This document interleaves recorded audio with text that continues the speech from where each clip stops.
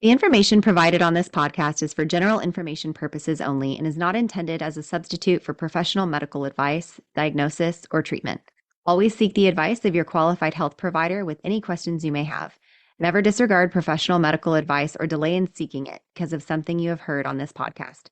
Reliance on any information provided here is solely at your own risk.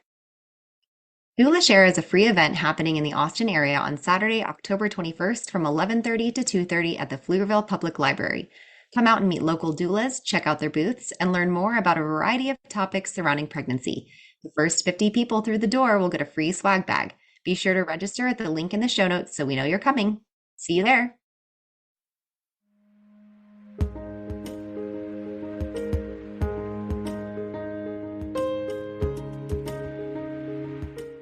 Welcome! This is Birth, baby! Your hosts are Ciarra Morgan and Samantha Kelly. Ciarra is a birth doula, hypnobirthing educator, and pediatric sleep consultant. Samantha is a birth doula, childbirth educator, and lactation counselor. Join us as we guide you through your options for your pregnancy, birth, and postpartum journey.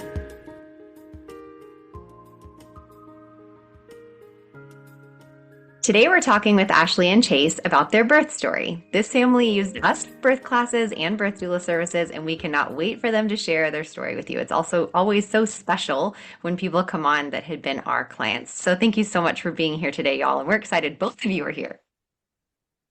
Thank you. We're excited. Thank you for having us. So to start off, can you tell us just a little bit about you and your family? Sure. So Chase and I have been married for almost 7 years. So it'll be 7 years in November. And we got pregnant in November. Yeah, I guess I found out November 1st of 2021. And so he was born, Rain is our baby. He's almost 14 months. He was born July 4th, actually. So we are a family of 3. We had our animals before Rain, and that was our first babies. We still have our cat, but unfortunately our dog Lincoln passed away. I guess it was in early May. He was 14, but he got to meet Rain and have time with Rain before he passed away. So that was good. And I did y'all's birth class at your house, and Lincoln was so cute and so sweet. He had these sweet little eyes, and he would just walk around. I think he was mostly blind. He watched us do our birth classes.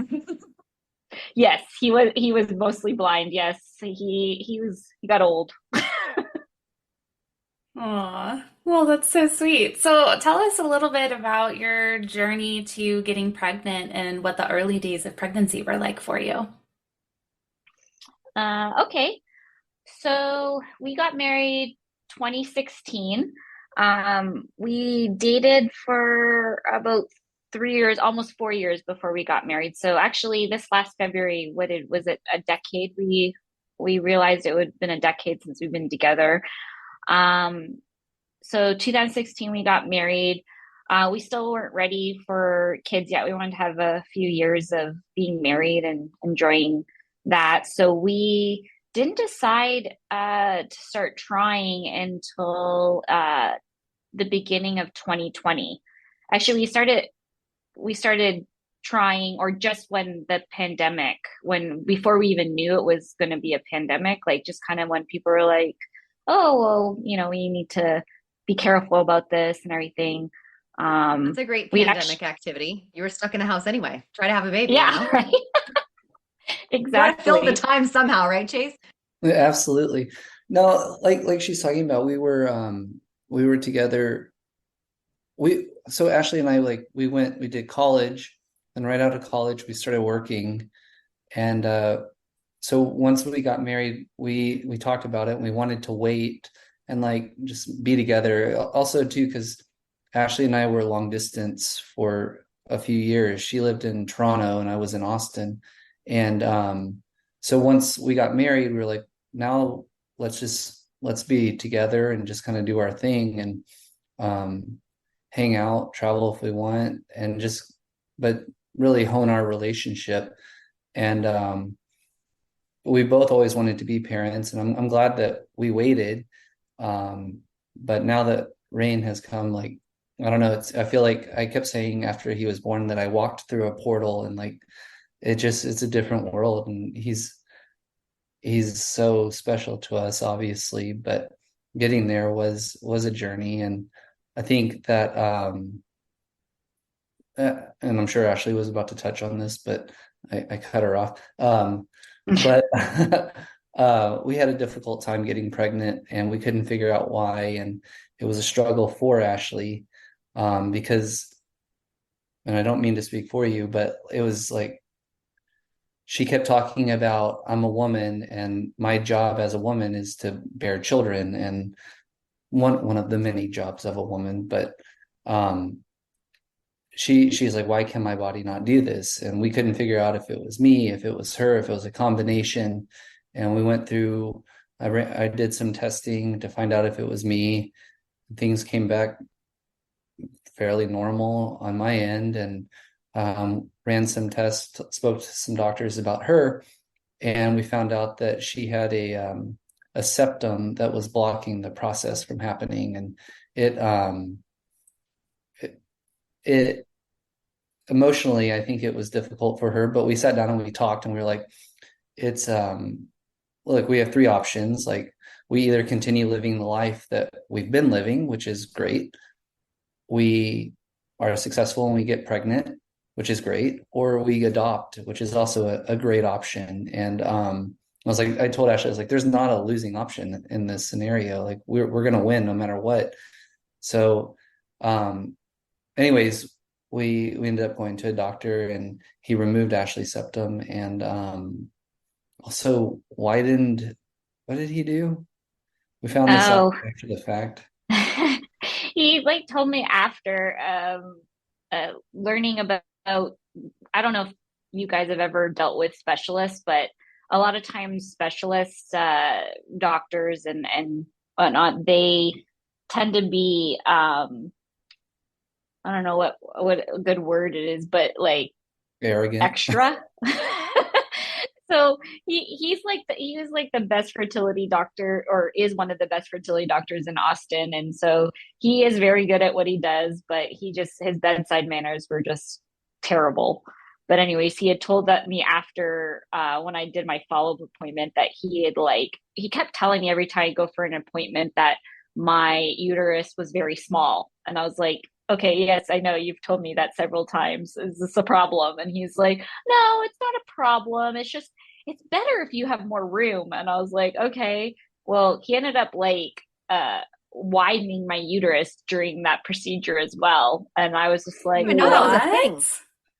yeah, I didn't know It's a either. thing? And I was like, yeah, apparently he could like, You didn't Stretch it consent. out? You did not consent to the widening of your uterus. I did not. And like, obviously, that could have been a big issue. But I think because I knew that he knew what he was doing, and that I was just like, you know what? I'm not going to say anything now. If you can get me pregnant, then you know what? Fine. And of course, I did. So I was just like, okay, that's fine. Like, he knew what he was doing. But yeah, I was like, you did what?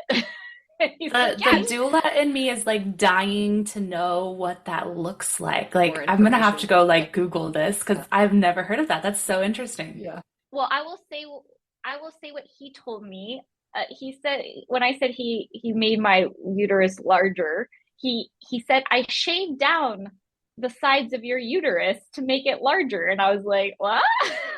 Yeah, we were shocked. And then, like Ashley was saying, it's like, it's not a problem if we are successful, but also that's weird. And then he goes, yeah, but you guys won't be back in here. You're going to get pregnant here pretty soon. And just like speaking to his arrogance. And like, sure Oh enough, my we got gosh. pregnant. Yes, he was right.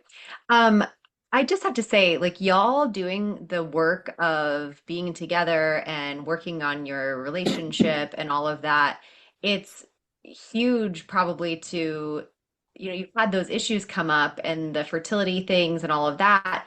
And I would guess that that really helped y'all get through that together, because if you hadn't had that firm foundation, it would have been a heck of a lot harder to get through those things. And I love that insight that you had, Chase. Like, no matter what, you guys couldn't lose. You had three really great options. And I know as the person that's having the fertility issue, it's probably hard to hear that because they're like, no, like I have to be pregnant. That's the that's the thing we're supposed to do.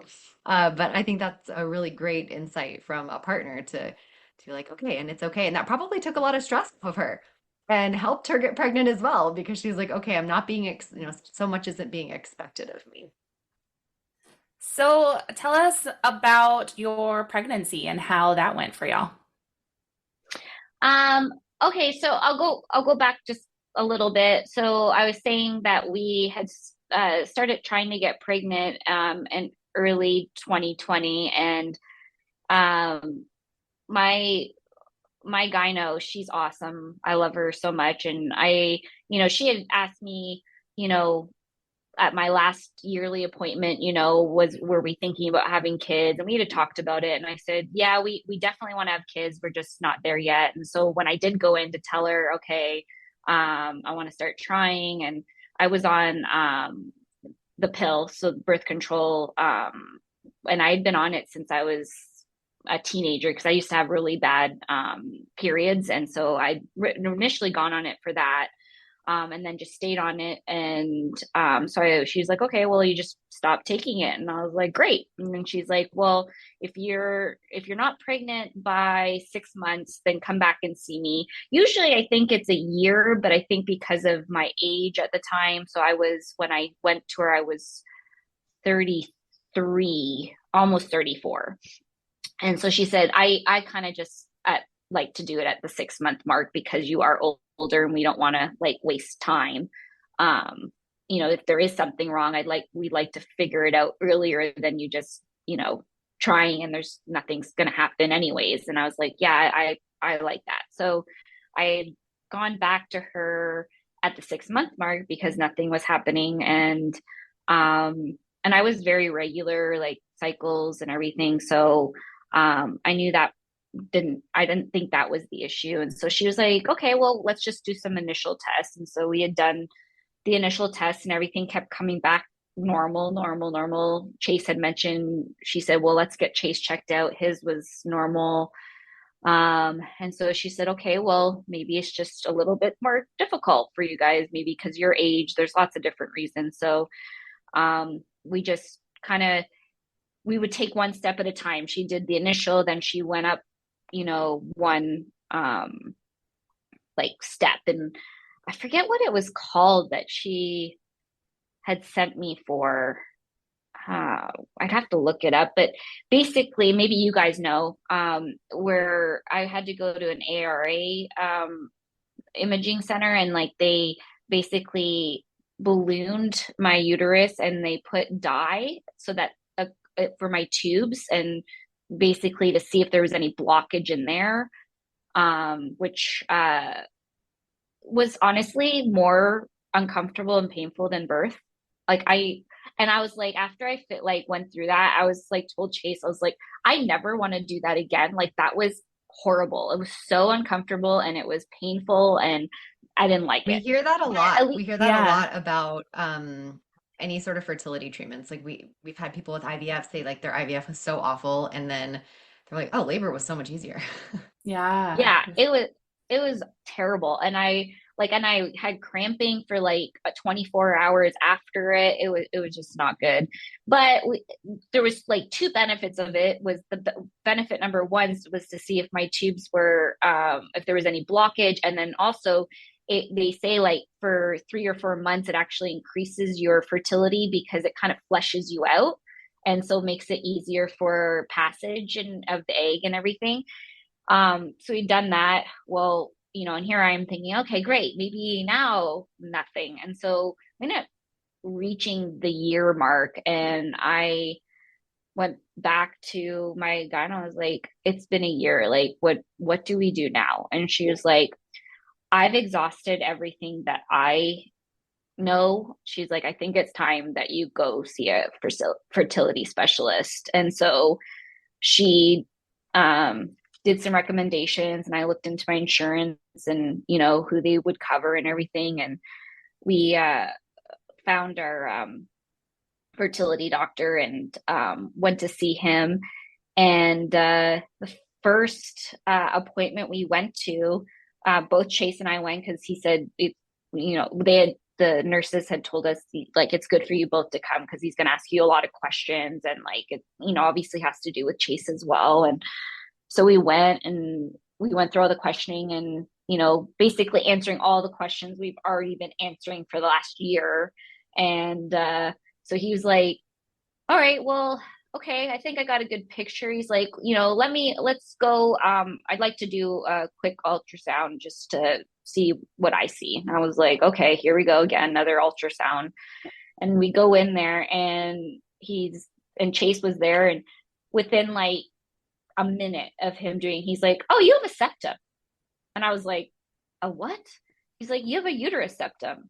And I was just like, okay, I don't understand. What is that? And he was like, then he explained the whole, like, this is what I'm going to say is like a very, dumbed down version of like, good, because people listening to this aren't scientific usually. So that'll be good. We all need the dumbed down version. Yeah. Well, he had it like, cause he did medical first. And I was like, I still don't understand. And he said, okay, he's like, so when you're, forming in the uterus, when you're a baby, females, your uterus starts off as two halves. And by the time that you're born, they fuse together and become one. And in 5 to 7% of females, that does not happen. It doesn't form fully. And so sometimes there's a septum, like in your nose, like your nose is two parts, but back further up, and so he said that the septum part, like, which is just cartilage, it doesn't have any blood supply or vessels in there or anything. It's just in like, so it's like a heart shaped almost. And so there's different degrees of how bad how long your septum is. Mine, from what I understand, wasn't the worst he'd seen, but still it could hamper getting pregnant. Cause even if we were, getting a fertilized egg, when it tried to implant, if it implanted on the septum, there was no blood supply for it to survive. And so then it would die. And so that's why we weren't having any obviously we can't be 100% sure, but that could have been one of the main reasons why we couldn't get pregnant. And so he's telling us this, and like, so I've got like a million questions, but my main thing is like, I kept thinking like, well, like, can we fix this? And I think it was Chase that was just stopped me. He's like, okay, but can we fix this? And he was just like, yeah, no problem. Well, yeah, I can do surgery. I'll just take it out. Like, no problem. Like, that's where that ego and that like straightforwardness comes in really helpful. He's like, of course I can. Absolutely. Yeah, he's like, no big deal. Like, it's a day procedure. I could do it in like an hour. We're just like, okay. So he just then told us, you have to wait for a certain time in your cycle for you do it. So we were able to schedule for the next cycle, and I went in for a day surgery. Like, it was like, you go in, you get put under, he removed the septum. And as we said before, he made my uterus larger at the same time to make it more more of a, what did he say? It was a more optimal, I think, or something like that for me. Maybe hospitable, if I had more, or something. Yes, something like that. Like, if I had more room. And I was like, okay. So anyways, I don't know, I was only under for like a couple hours. And then when I was like good to go, I got to go home and recover. And then so then I went to the follow-up 3 weeks later, and he did an ultrasound, said everything was healing the way that it should. And then he says, okay, well, now go, and if you're not pregnant in 3 months, then come back. And I said, okay. So that was April of 2022. No, 21, sorry. And I guess it was in September we were not pregnant. And so again, it was like, when you're not trying to get pregnant and you're every month you're getting your period and you're like, oh, not again. Like, no, like I don't know any woman that's like when they're not trying to get pregnant that wants the period and they're always, but when you are, it's like a totally different experience. Like you're just like, please don't come, please don't come. And every month, especially, as the time kept going, and it's just like every month I would just lose it because I would just be like, it was such a feeling of defeat. Like, what? Like, why won't this work? I just, you know, all these years that, and I obviously done all the research and I've been to all these specialists and all this, and, I know all about the cycles and, your highest fertility window, and I'm tracking, and I even was like doing like temperature and for ovulation and all this, and I'm going, I know way too much about how you get pregnant. And I'm like, which brings up another point that when you're in like middle school and high school, whenever they do sex ed, they make it out like it's like so easy, and I'm just like, okay, I need to go back to those classes. Be like, okay, let me tell you. I need remember both thinking sides that, told. yeah, I remember thinking that when I was trying to get pregnant with my son, because we also tried for about a year with him, and I at that time was working in a youth ministry, and I had a couple of kids that got pregnant, just on accident, teenagers, and I remember being so annoyed about it. So I was like, they can just get pregnant at like when they like think about it, but here I am trying forever and I can't get pregnant and I actually should be pregnant. And I was so annoyed about it. And I've had that conversation with a few people over the years of like, yes, it could be easy, but also if you are trying, it is not. It's really Yeah, we not. maybe should. Yeah, it would be nice to normalize with kind of a younger generation that, yes, be careful because you could get pregnant very easily. But also, some people do struggle with fertility and, Hmm. knowing that so that it's not like you're shocked later on in life when you're trying to get pregnant. Yeah, not a bad idea. I think it's also important to like age plays, maybe Yeah. at 17, 18, it is very easy, Hmm. but as you get into your mid 30s, your body has changed. And I mean, we have evolved quite a bit. But I don't know, maybe some things are lacking in evolution, and I don't Yeah. know. No, I think it's Oh, important absolutely. you're to right. You're right. That's Absolutely. why they call it a geriatric pregnancy, which is rude. Anyone who's ever said that, rude. So rude. It's so rude. Oh, you don't even. Okay.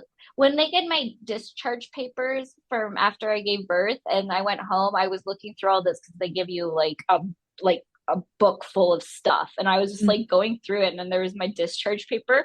I wish I kept the photo because I sent it to Chase, but the discharge paper said something about geriatric like pregnancy, but it was like even worse. It was like, what did it say, Chase? And I like texted it.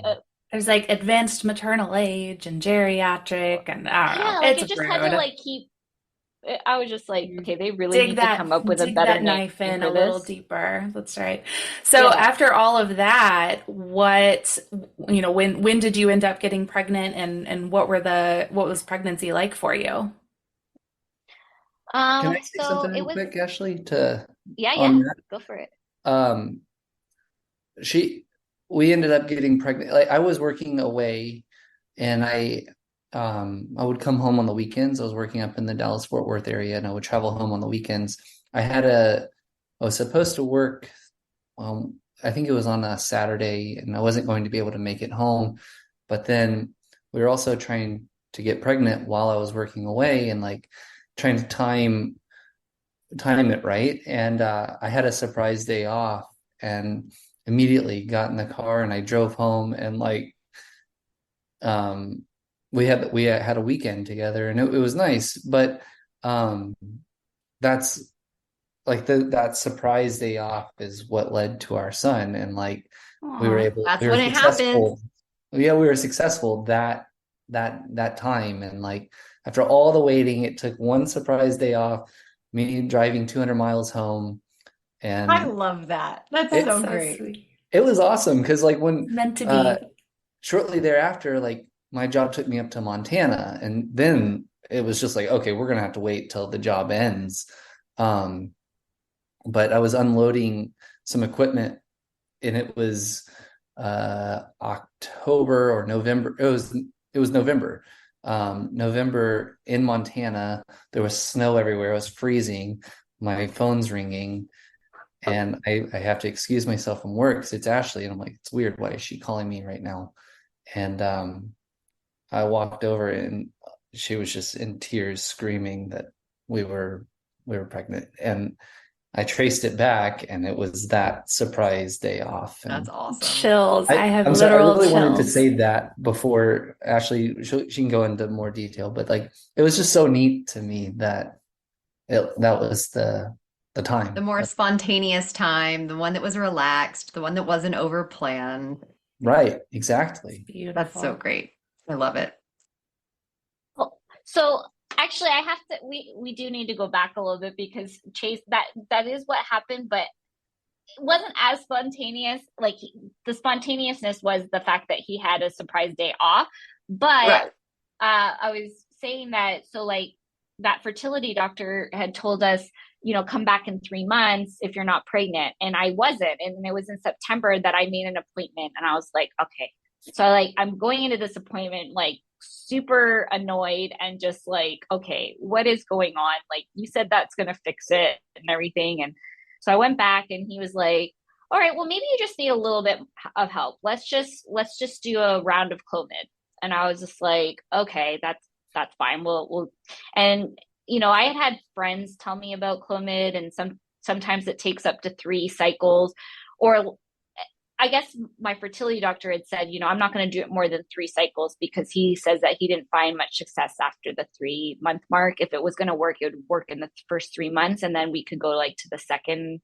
I guess it was another drug, but this one is the one he wanted to start with. And so like that's again all timed with your cycle, and you've got to take for like the first 5 days of your cycle, and then you have to come back in at the 14-day mark because they want to check to see if you're ready to ovulate and all of that. And so I did, and when I had gone back in, he was like, oh, I don't know if this has worked. He's like, it's your eggs aren't at the point where I think they're gonna like where you're gonna ovulate. And I was just like, oh man. And he's like, but you know what? Come back in 3 days. Maybe you're just, everybody's different, and maybe you ovulate a little bit later. And I was just like, okay. So I like left there, and I was like super like bummed. And I just was like, I remember calling Chase and telling him, and he's like, it's okay. Like, we're going to figure this out, and trying to give me a pep talk. And I just remember like getting off the phone, and I'm just like, I just started praying. I just was praying so hard. I was like, please God, like, just help me here. Just like make it so that I can ovulate. Like, give me a chance. And I remember going back in the 3-day mark, and it was a Sunday. So it was like I guess I didn't realize, but fertility, and it makes sense because your cycle doesn't like stop because it's a weekend. So they always have on-call doctors. So my doctor wasn't on call. So I just saw another doctor that was just checking. And anyways, he checked, and he's like, oh, wow. He's like, yeah, you're going to ovulate in the next 18 hours. And I was like, what? I was like, how do you know 18 hours? He's like, I've been doing this a long time. He's like, so you've got 18 hours. So yeah, just go home. And I was like, my husband's not home. And he's like, oh, well, that's a problem. I was like, you think? And So then all those prayers about ovulation, and then Chase also gets a day off. yes. So Nope, that's the kind thing of is, an and I'm answered thinking prayer he's right there, not friend. right. I was like, well, he's not home. And I was like, again, I'm like going, okay. I'm like, because he's like up in Fort Worth area. And I was just like, okay, 3 hours. All right. So if I leave now, okay, I'm going to take the day off tomorrow. I'll just go How up there. I know he romantic. has to work. I know. I'm like, I'm going to him. Like, get out of my way. And then I call him after the appointment and I tell him I'm making all these plans. And then he's like, no, you don't have to. I'm gonna get in the car right now. He's like, I don't have to go in. And I was like, what? He's like, yeah. And he came home so on that perfect. Monday. And within that 18 hours, and like Chase said, it was that was it. There's a That's so baby. good. That's so cool. It's giving me Friends flashbacks of Monica and Chandler trying to get pregnant when Chandler was living in where was it, Tulsa? That's what I'm feeling. Oh yeah. Oh, He's just yes. a piece of meat at that point. Chase, were you just a piece of meat? You're like, I'm just being used at this point. Absolutely. Absolutely. This is not didn't- sexy anymore. We just have He to have didn't sex to mind. have a baby. I'm sure he didn't mind. I love it. Oh, man. So, before we kind of get into the birth, because I know the birth, after that real long trying to get pregnant phase, the birth was definitely not long. But before we get into that, was there anything about your pregnancy that you want to share? Actually, my pregnancy was, I don't have anything to compare to, obviously, but it went so well. I loved being pregnant. I felt good. The first trimester, even, I know a lot of other women struggle through first trimester with morning sickness and other things. And I didn't have any. The only hiccup I would say that I can really report on was in February of 2022. So that would have made me about 20 weeks. It was 19 weeks. I remember, because they wouldn't send me up to the maternity. They made me stay emergency because apparently you have to be 20 weeks or more to go up to the maternity. And so I was in emergency. And the reason I had gone is I was getting extreme cramping, and it felt like what I used to have when I was a teenager, the cramping for periods then, but it was different, but it was very painful. And I was like, what is going on? And it scared me.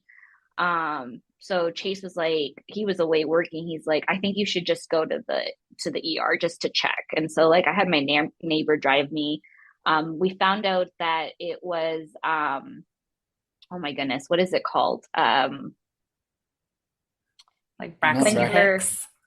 No, it wasn't Braxton Hicks. It's when your uterus has grown and it's stretching your ligament. Oh, round ligament. Round ligament pain. Oh, yeah. Wow. Yes, that can be a stinker. And I do vaguely remember you telling us. Yeah, I do too now. Yeah. Yeah. And you didn't texted tell us guys when you I was- went. You told us, I think, the next day, didn't you? Oh, yeah. Yeah, Didn't you? I had asked you guys a couple, because I had kind of started having it, and I didn't tell you I was going to emergency. I texted you, and it was a Friday. I remember that. And I was just asking you, and you're like, and I was like, do you think I should go to the emergency? And you're just like, if you have to question that, then yes, you should go. But then I never told you I was going. It was the next day. I was like, yeah, I went to the emergency. And you're like, oh, okay. No, you always didn't want to bother us because you were just trying to be respectful. But I was like, you hired us to do this. This is exactly what we're here for. She texted me. I was at work and I was working in Austin, actually a few blocks from the hospital. But she texted me. She's like, I'm at the hospital now. I'm having these pains. And so for the rest of the day, I was just not focused on work. I didn't think it was anything super serious. I knew that she was in pain, but I supported her going to the hospital to get it checked out. There's no point in risking anything. But as soon as I finished work that day, I threw the equipment in the car. I think I said goodbye to one person and just went to the hospital. I ended up going to the wrong part of the hospital, in the cardiac place. And I was like, how do I get here? And they're like, oh, it's about 4 blocks that way. And then you take a left. And I was like, oh my goodness. And when I finally got there, they had just taken the monitor out to check his heartbeat. And I was like, can you guys bring it back in? Because I had not heard his heartbeat at that point. And they were like, no, you kind of missed the opportunity. And so they were like, but you're good. You guys are good to go. You're dismissed. Nothing's wrong. And so we left, and I think the pain went away within a day or two, but um Yeah. it You know what? Well, yeah, You know what I they remember? said, they're like, go ahead. No, you go ahead. I was just gonna say, it was like, as soon as they checked brain and I knew that he was okay, then like I think that had a lot, because like I think when you're stressed out, that makes things feel worse. And so as soon as I knew he was okay, then I was like totally okay with the pain, because I was like, well, if it's not affecting him and it's nothing to do with his well-being, then like whatever, it's pain, I can deal with it.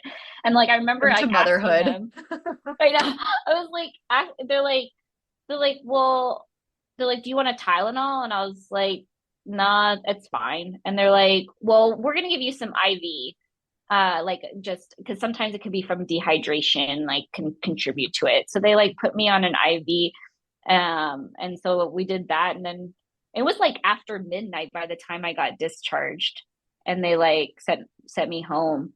And then it was like, yeah, like Chase said, I think it was only like it kind of dissipated, and it came back a few days later pretty bad, but then after that it was done. It was like I well, never had any pain again. and our neighbor is the one that, because I was working, our neighbor is the one that took her to the doc or to the hospital, and we found out like 4 weeks later, 5 weeks later, that she was pregnant, and she was pregnant at the time that Ashley had to go to the hospital. And we're like, Wow. you must have been so stressed and worried in your own mind. And she was like, yeah, a little bit. The But empathy. Yeah, for sure. really You grateful know, for her. one of the things that I remember a lot about you guys through your pregnancy is when I think when you hired us, Ashley, I think you were pretty convinced like you wanted to have an epidural and you're like, I have a lot of kind of anxiety around everything that's going to be with the labor. And I just want like the safety of an epidural, of the feeling of not having to feel. And I remember I came to do your prenatal meet, or I think it was your prenatal meeting or something, and you had totally flipped the script. You're like, no, I've been reading about it and I just think that my body can do this. And I just want to do it on my own. And I was like shocked because you had just completely done a 180. So we ended up doing a private birth class at your house, to kind of teach you guys some of those skills to do that. And I was so impressed with just the flip within your mind. Do you remember that? I do. The flip had been, I, I think, I don't know if it was necessarily that I wanted an epidural. I was just really nervous, and like I kind of wanted to be all hooked up and everything, because I was just, my anxiety was high thinking about, birth. Because so I was diagnosed with generalized anxiety when I was in my early 20s. And I went on uh, a medication, and I had been on medication for since I was 21. And I actually, when we decided that we wanted to try to start getting pregnant in January of 2020, I actually weaned myself off of it because I did not want to be on this anxiety medication. I wanted to have, nothing that would ever affect my baby in any way. And so I was like, I'm going to wean myself off. And I had already prepared myself, by, I like, throughout the years, I've done, I've always seen um, a therapist, and like done classes, and like just learned different coping skills. And so I was like, I can do this on my own without medication, and started really doing a lot of yoga and meditation and working out. And so I was able to come off the medication and still feel good, and have my anxiety at a minimum. But then, like I said, I started doing research and like started learning about postpartum depression and anxiety. And that's really what I was nervous of. I was like, just, I can't, especially when I have a baby. Like I hear like horror stories of women that they just hits them, and it's just really difficult. And I was just like, I need to do everything I possibly can to try to prevent it. And I remember doing the research. And that's why I found out that, the less you interfere with the birthing process, the more likely it is that you won't suffer from it. And so I was like, you know what? anything I can do, I'm gonna do. And so that kind I'm of so is sorry. what. You're right. You're right. I totally missed that in my brain. I forgot that it was that. It wasn't the pain you were worried about. It was kind of like the safety aspect you were worried about. And especially with having tried so long to conceive, that's very common for parents to feel that way.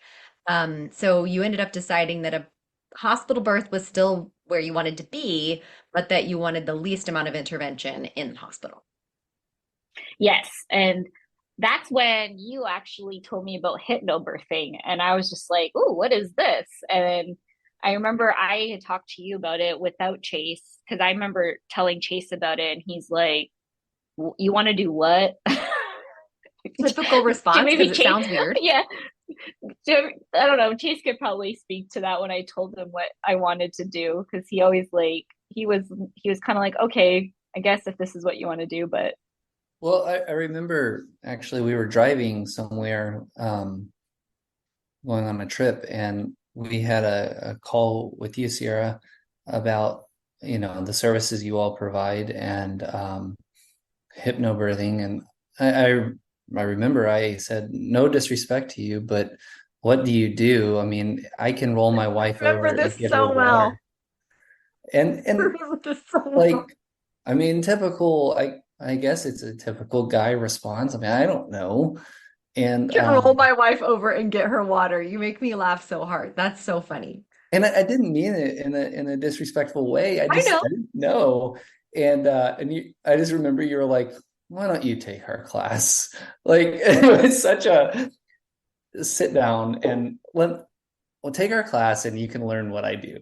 And I'm glad that I did, because again, when Ashley did approach me about hypnobirthing, my response to her was like, okay, granola head, like we're gonna do this hypnobirth. But I think it's important to say that I have recommended hypnobirthing to 3 friends. We had a spare book, Wow. and I gave a book to a friend, and he and his wife. I actually don't think they ended up doing hypnobirthing, but it wasn't too far off of. They utilized a lot of the practices of hypnobirthing, and it was a successful birth. And And I bet having another man that came to them, like saying that was it made a difference, seeing that other people are open to it because a lot of people talk about the pain meds they want to use and things like that. And yeah. they talk about like kind of negative stories, but you guys having a positive story to share and a way to achieve that, I'm sure made a difference. I think so. I think that, I understand it may not be for everyone. It was the right choice for us for sure. And I'm glad that we went down that route. It's just very much in line of the lifestyle that Ashley and I live by. We try to keep stress to a minimum in our home. And Ashley's always been, well, since I've known her, always been very in tune with yoga. And I always kind of describe to people that hypnobirthing, when they ask me what it is, I'm like, imagine like if yoga were a birthing practice. That's what hypnobirthing is. And it just is very much about your breath and your body. And the thing that whenever I'm telling people about it, and just how powerful your mind can be, the example I use is from from your class about the lemon on the cutting block in the kitchen. And I always tell people, like, I'm going to shorten this down, I'm going to dumb it down, but you'll understand the point of it. And I kind of run them through, like, I think your example was a 3, 4, 5 minute example about the lemon in the kitchen, but I like do the Cliff Notes version, 15 seconds, and their mouth still salivates. I'm like, It does. I that's how salivated just powerful. by you talking about it. Right. That and the example of the cat in the barn, that I think it was the woman who founded the practice, when she was a daughter, or when she was a little girl, um, that she experienced. Like those 2 examples stuck with me, and I think that it's important for people to explore that if that's Yeah. something that they want to go down, a road they want to go down. Yeah.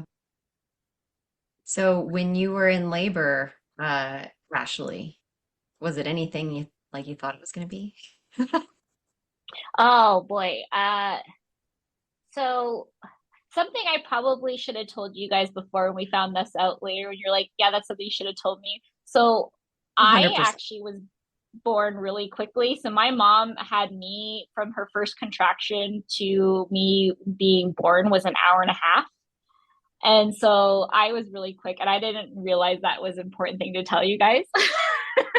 But so like, when we did the hypnobirthing classes with you guys, with Ciarra, it was and you had made it clear that everybody's different, but you had said that statistically, first births do take longer because your body has not given birth before, so it takes a little bit longer to kind of kick in and to the process to happen. And so, we had all of the, like, our birth plan was, what we were going to do when I started to go into labor. And usually you have a lot of time, and part of hypnobirthing is getting in that zone. And, we had our music, and I had my birthing ball and all that stuff. And so, like, so Rain's due date was July 11th.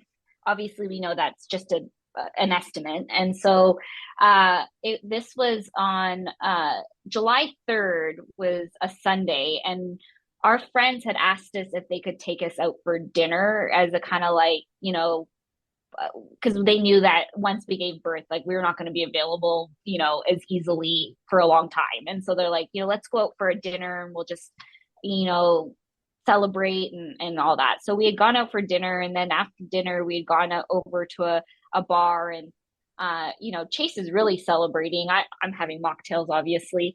And at one point, I was like getting really tired, and it was like 9 o'clock. I was like, Chase, I was like, I'm really tired. He's like, okay, just one more. And I was like, okay. And so he ended up having just like one more beer.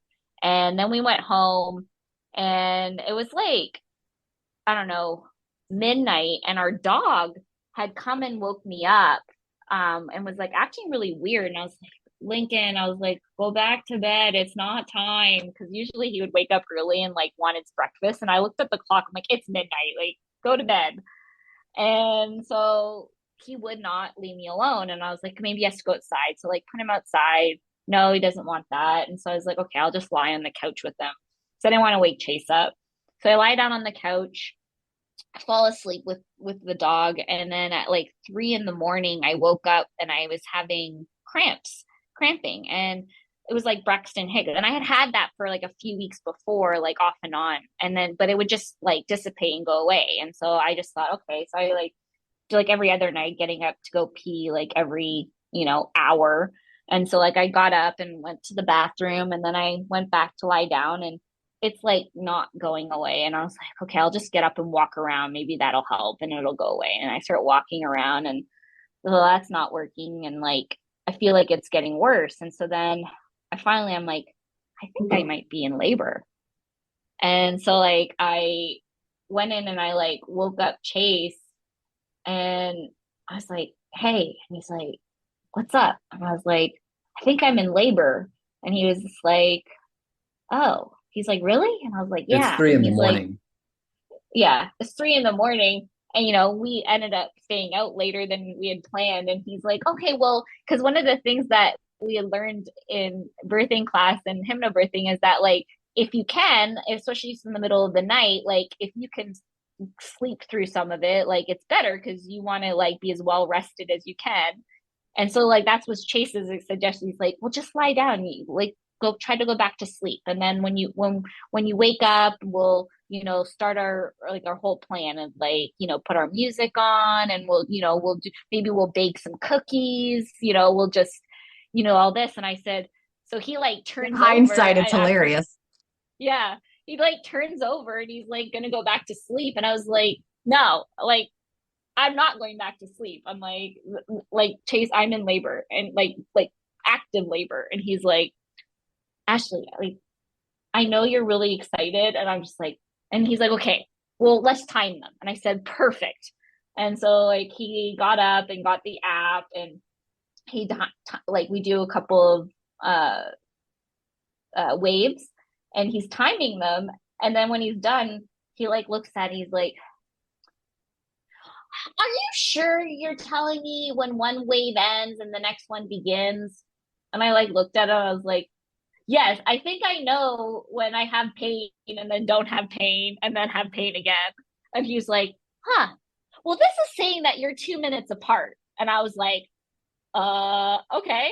And so he's like, he's still like not believing it. And so like my parents are in town, so they're in like the spare bedroom. And so like he goes in and like wakes up my mom and he's like, Liz. And he like shows her the app and he's like, I don't know if this is working. And like she looks at it and she's like, 2 minutes. And she's like, and Chase is like, yeah, but I think, and my mom's like, okay, let me go do it. And so like she comes in and I'm in my bedroom. And so then my mom like starts doing it with me and does the timing. And it again comes out to 2 minutes apart. And she's like, Ashley, I think you need to get dressed. And Chase, I think you need to go get the car now. And Chase was like, okay. So like again, I don't know if Chase is like really, because again, he's been told all this time that we have all this time. So he's kind of like, and I don't know. Chase told me that my dad at one point came in like because Chase was like hadn't gotten snacks together because like that's another thing they told us, like bring snacks, and so he's trying to like get snacks in the pantry. Well, she's all excited, and so I start packing the bag and I get the ball and slowly like packing the car. And then I'm like, well, what snacks are going to sound good over the next day or two?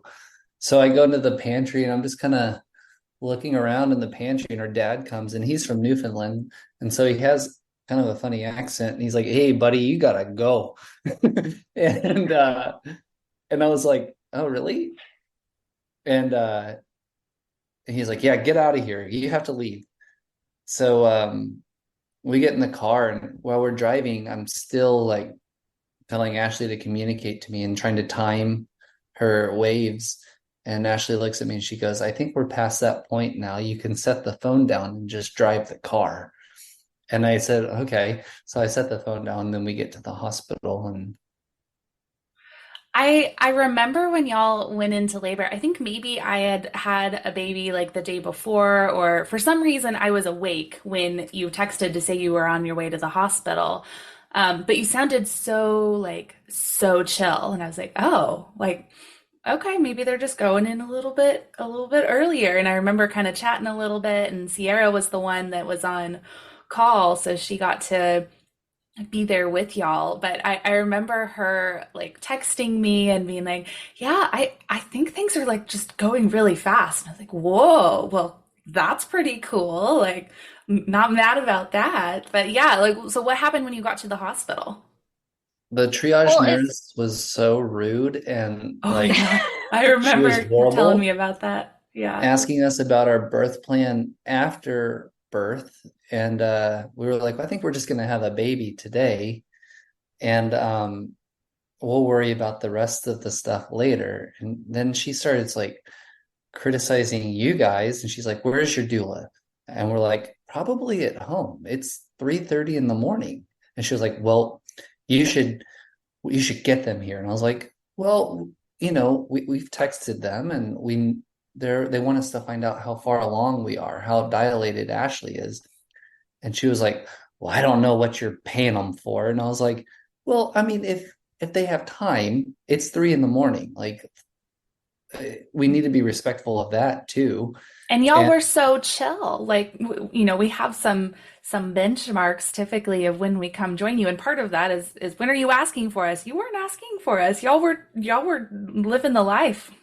well, yeah, and well, then they checked on Ashley finally, and the lady was you were 8 centimeters, I think, upon yeah. arrival. And then Ciarra, you were like, oh boy, and got there as soon as possible. But No, so like, well, the thing was is that like Chase had texted Ciarra when we were on like just before we left the house and said like, what do we do? And she's like, well, um, why don't you before I like get in my car and come out, like just get to the hospital, get checked at triage, and because she's also not thinking that I'm 8 centimeters because that's like very abnormal for a pregnancy. Even second pregnancies, I don't think usually go that fast. And so she was like, yeah, just let me know and then we'll make a decision. And so we're like, yeah, no problem. Again, like, and it was really funny because my mom had asked me when she was like timing my like after she's like, well, Ashley, how how intense are your contractions? And I was like, well, they hurt. And she's like, well, that doesn't help. But again, I actually had like, and we've now proven it even more. Like we knew, like we thought that I had a pretty high tolerance for pain before. Like I've broken my ankle, and even during that, like Chase was like, I don't know how you're doing this. Like, and I'm just like, I don't know. Like, so I have a high tolerance for pain. And so like when my mom asked that, she's like, actually, that's not helping. And I was like, well, I don't know what you want me to say. But you don't know how to But quantify that, right? Like, I mean, yeah, it's because it's not the worst pain of your life. We were just talking about this earlier. It's like with labor, a lot of times we're told like it's the worst pain of your life. And so you're yeah, expecting that. But then when it's not, because it's really not, I mean, it can be very intense and everybody handles it and experiences it differently. But if you're expecting that and then it's not that, you're like, well, maybe it's just not as bad yet. I don't know. right. Yep. And so like my mom was just like, okay, go ahead, Chase. Oh no, go here, go for it. I'm going to I was just gonna interrupt. say, so, It's my turn. I'm interrupting because this is a birth podcast. And guess what I have to go do? I got to go to a birth. that's hilarious. We just got a call that a mama is in labor and finally needs my physical support. So Samantha's going to take over all the way here. And I'm sad because, well, at least I was there. I already know the story very well. Samantha's the one who wasn't there. So I know, I'm excited to hear it from the other side because Ciarra talks about this one all the time. But give that mama Chase, all don't our forget to, love. and Chase, don't forget to tell how we teamed up and you didn't have to do what they told her to do at the Oh, yeah. hospital. Oh, I'm not going Absolutely. to let him out of And that. you told the doctor what for. All right. Much love to y'all. Bye. Thank you. Bye, Sarah. Um, okay, so so Chase told you about the triage was like terrible. And she like Chase had then when she said I was 8 centimeters, he like texted Sarah and was like, she's 8 centimeters, and Sarah was like, oh my God, okay, I'm on my way. And she had like a 45-minute drive, and so she like I don't know if she sped or not, but I don't know because I like when you're Oh, in she booked labor it. and She booked it. yeah, I'm sure she did. All I know is that when you're in labor, your concept of time is like just weird. Like I didn't like I felt like a minute was sometimes I felt like it was an hour and then another minute would feel like 30 seconds. Like it was just very different. But then she checked me like after because then they were trying to put the monitor on me to monitor Rain to make sure he was okay. And this is in triage. And I was like kept moving. And this is just going back to how terrible this triage nurse was. I think she was a midwife, which also blew my mind. But she was just like, you have to stop moving because I can't get this on you. And I just like stopped and I'm like, uh, okay, I'm trying, but I'm also in pain. So anyways, she then checked me after she did the monitoring and Rain was okay. She checked me again and she's like, you're transitioning. And I was like, I'm what? Because I couldn't remember what that meant. And she's Yep. like, you're gonna get ready to push. And I was like, and literally she said that, and then that's when I had my first urge where my body, like I had no control. And so it just pushed. And so then she started yelling at me to, well, not here, don't push here. And I'm like, I'm not What do pushing you on my expect from own. me? Yeah. Like, and so then like wheeled me down, like, and she's yelling to get the labor. But this was 4th of July at this point. Like it's in the morning, and so they're like not fully staffed, and so it's taking them longer to do stuff. And so like that's why getting into the and two, they also didn't think like until she said 8 centimeters, they were taking their time. And then when she said 8 centimeters, they were trying to get a birthing room ready, a labor room. And so then anyways, they like rushed me down there and like, then they're like, okay, can you get on from this bed to this bed, um, you know, with some help? And I said, yeah, I think so. And as I'm transitioning into the bed that I'm supposed to give birth in, my water broke. And I just like in that moment. And of course, now they have to change everything. And so that's like, anyways, I just remember like getting in like the bed and like just starting to do everything. And then that's when Ciarra like arrived and she's like, I'm here. And we're like, okay, good. Thank And God. then, yeah. I remember from that morning, like, and you guys kept talking about like how calm we were. I think it was more just ignorance on our part. Because like when we showed up to the hospital, I was like, Ashley, let's go in. We'll get you settled, and then I'll come out and I'll get our bag and this ball that you want to have and all that stuff and our birth plan. Everything like we had laminated our birth plan. We were prepared. So then we go in and we get her settled, and then things are just moving very rapidly. And when they transitioned Ashley from triage to the birthing room, I was like, I asked the nurse, I was like, is this a good time for me to go and get the bag and our birth plan and all that stuff? And she was like, no, not right now. And I was like, okay, I'll have time later. And then the water broke and they handed me the bedding that they had changed. And I was like, what do you want me to do with this? And they were like, I don't know. We're understaffed. It's 4th of July. Just hold it. And I was like, okay, so I'm holding it. And I look at them and I'm like, I remember I just set it in a corner and I go, is this a good time for me to go get my bag? And they're like, there's no bag, man. Let the bag go. You're not getting a bag today. And I was like, okay.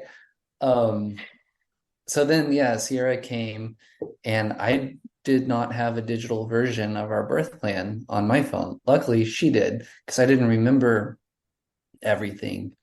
And, as things are rapidly progressing and they have doctors that are tag teaming going, I think they had 4 births going on that morning and they had 2 doctors. And nurses are just coming in and out. They couldn't find some medication to give Ashley that we did agree on. And then it was a disaster. I remember also it was freezing in that room, like uncomfortably cold. And anyways,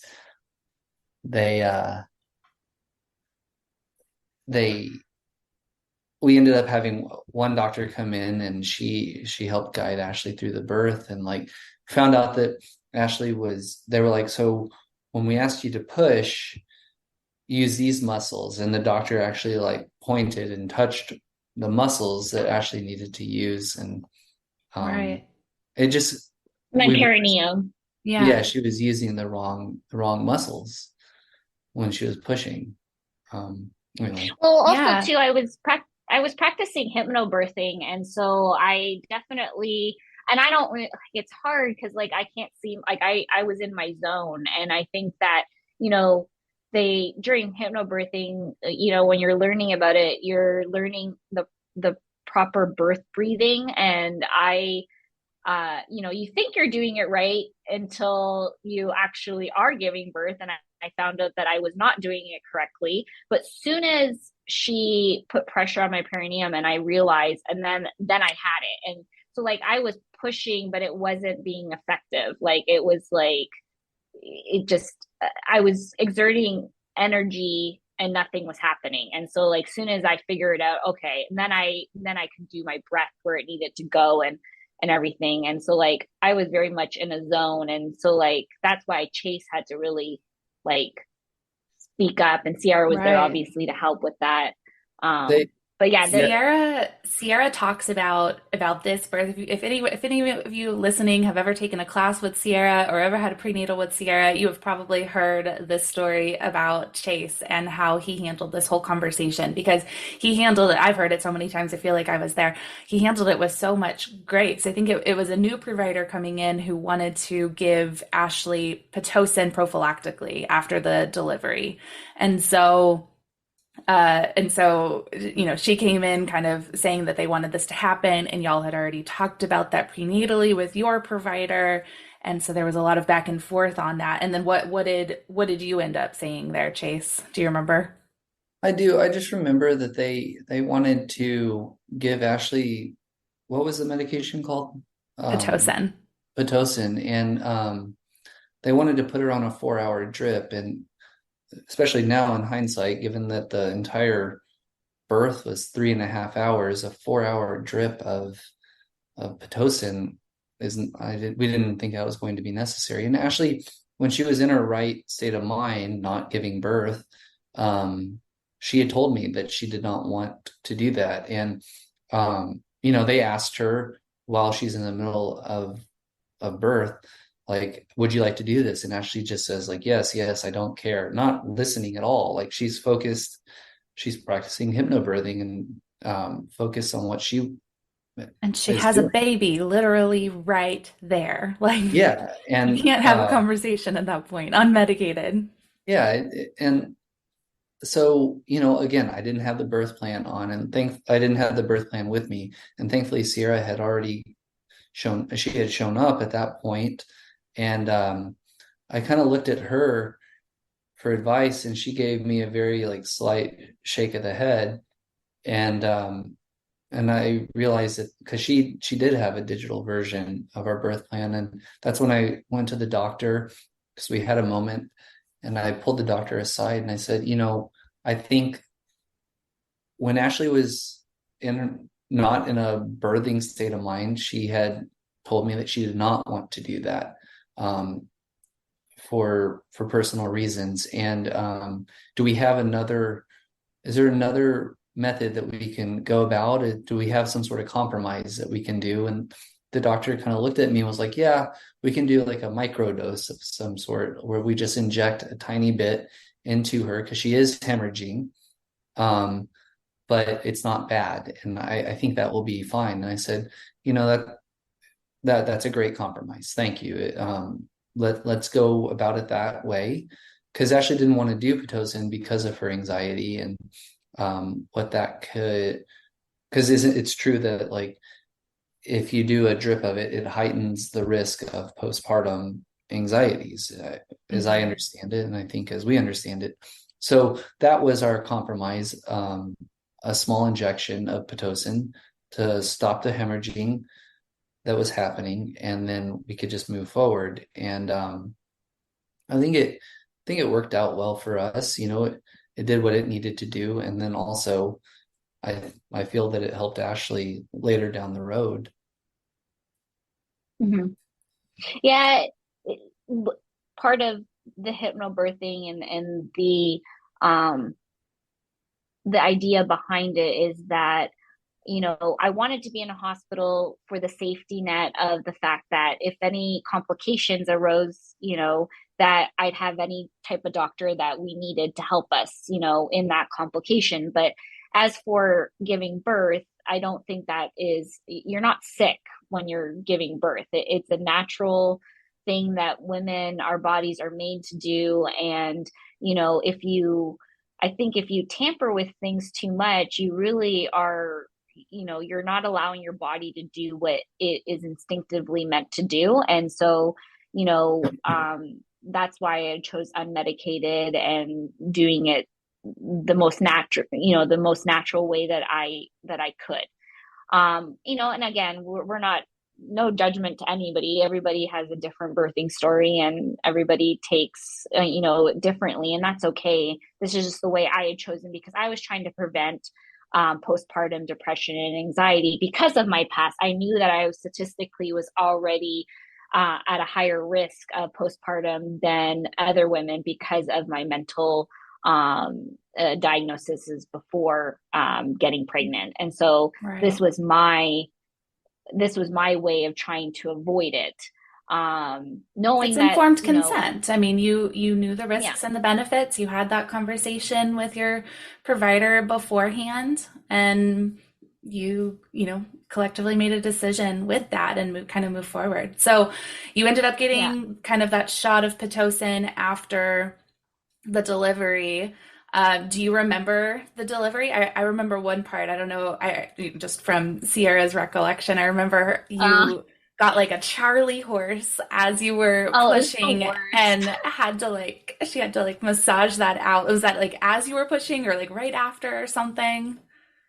So I had actually, he was born and like they had put him up on my chest. We hadn't cut the umbilical cord or anything. And like, I'm like so happy and everything, and also exhausted. And Chase is like, obviously right up where he can see Rain and everything. And then all of a sudden, so Chase is on my left side and Ciarra's on my right and Rain's on my chest. And all of a sudden, and my feet are in those stirrups, and my right leg calf just like seizes up. It's like the worst Charlie horse ever. And I'm going, Chase, ow, ow, Chase. And he's like, what? And I was like, I got a Charlie horse. And like, help me. And he's like, what do you want me to do? I'm like, massage it. So he comes around and he's massaging it, but he's also really wants to be with Rain. And like, but he can't really get to him. And so he like ends up like dropping my leg at one point. Like, I'm going to see my son, which I don't blame him, but I'm still having this Charlie horse. And so Ciarra goes, how can I help you? What do you usually do in this? And I was like, I get up and I walk around. And she was like, okay, well, we can't do that. So she starts like moving my my ankle like in a walking motion.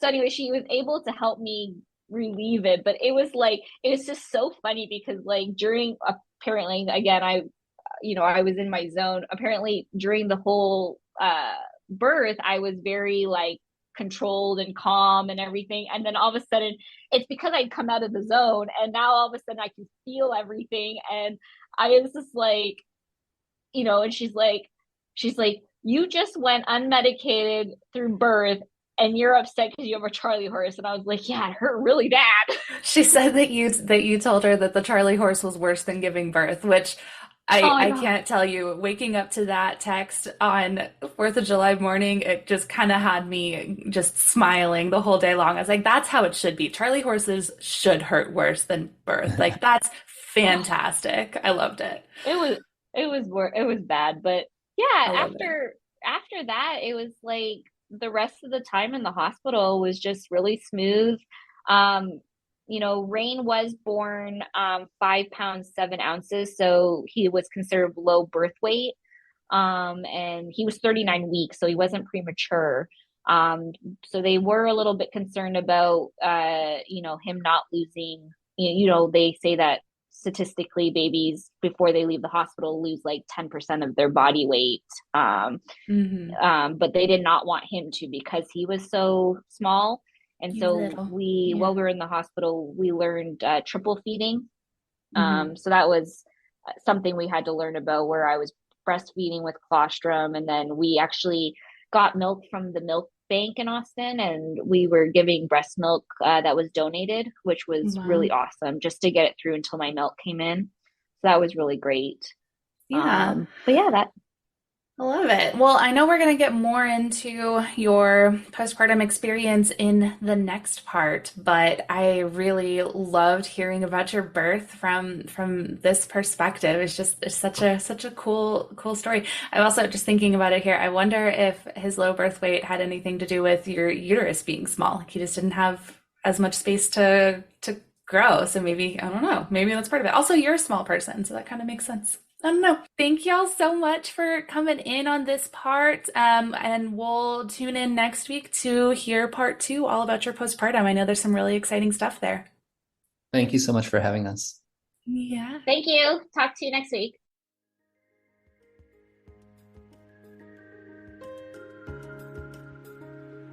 Thank you for joining us on Birth, Baby. Thanks again to Longing for Orpheus for our music. You can look him up on Spotify. Remember to leave a review, share, and follow wherever you get your podcasts. See you next week.